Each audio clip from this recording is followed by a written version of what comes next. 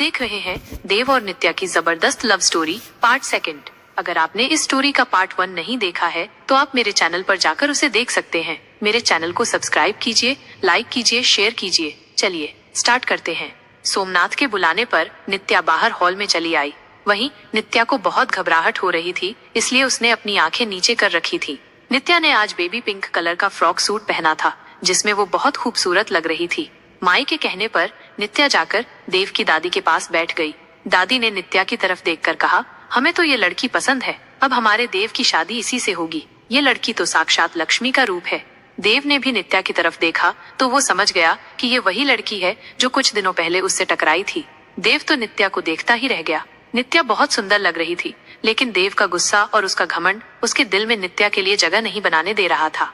दादी ने नित्या को अपनाने की रस्में शुरू की। उन्होंने नित्या को कुछ मिठाई के डिब्बे, फल, कुछ ज्वेलरी बॉक्स और पैसे देकर कहा, आज से तुम्हारी बेटी हमारी हुई सोमनाथ। अब आगे।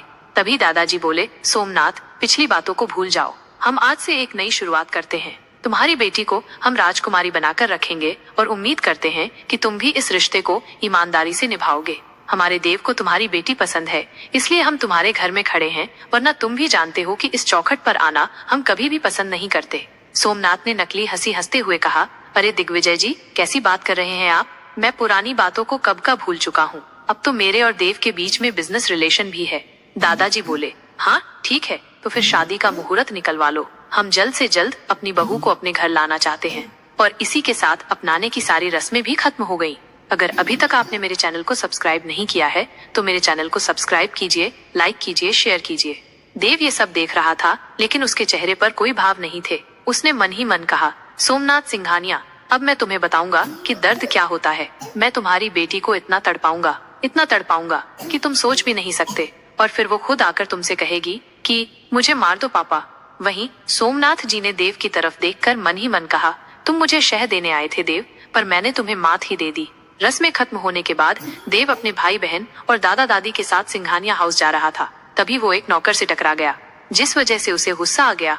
देव ने बहुत गुस्से से उस नौकर को डांट दिया और फिर जाते जाते नित्या को देखते हुए अपनी आंखों पर गॉगल्स चढ़ा लिए। फिर एक स्माइल करते हुए अपने मन में कहा, आदत डाल लो नित्या, तुम्हें इस गुस्से को रोज झेलना है और तुम्हें ये तब तक झेलना होगा जब तक तुम टूट कर बिखर नहीं जाती। वहीं ये सब देखकर नित्या अंदर तक डर गई। वो भागती हुई माई के पास गई और उनके गले लगकर रोने लगी। माई ने नित्या को समझाते हुए कहा, बेटा, कोई पति अपनी पत्नी पर बिना बात गुस्सा नहीं करता, और मैं जानती हूँ मेरी नित्या कभी कोई गलती नहीं करेगी। तू रो मत बेटा, वो तुझे बहुत प्यार करेगा।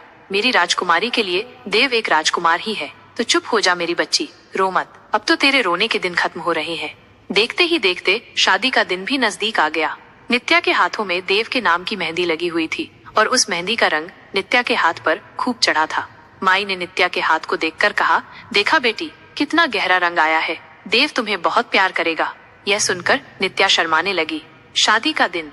नित्या लाल लहंगे में किसी राजकुमारी से कम नहीं लग रही थी। देव भी व्हाइट शेरवानी में एकदम राजकुमार लग रहा था। नित्या जब मंडप में आई तो देव की नजर उस पर गई। देव के दिल में न जाने क्यों नित्या के लिए प्यार वाली फीलिंग्स आने लगी, लेकिन उसने उन फीलिंग्स को वहीं दबा दिया। कुछ देर बाद दोनों के फेरे होने लगे। देव ने फेरे लेते हुए गुस्से में अपने मन में कहा, सबकी प्यारी नित्या, मैं तुम्हें कभी अपनी पत्नी नहीं मानूंगा और ना ही तुम्हें पत्नी का दर्जा दूंगा। तुम ये शादी एक हफ्ता भी निभा लो तो बहुत है, क्योंकि मैं तुम्हारी वो हालत करूंगा कि तुम एक हफ्ते में ही मुझसे डाइवोर्स मांगोगी।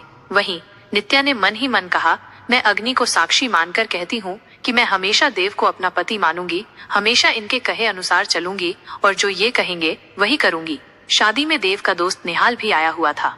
निहाल और देव बचपन के दोस्त थे। देव हमेशा निहाल की बात सुनता था। अगर कभी देव गुस्से में होता था तो निहाल के अलावा किसी और की बात उसके कानों में जाती ही नहीं थी।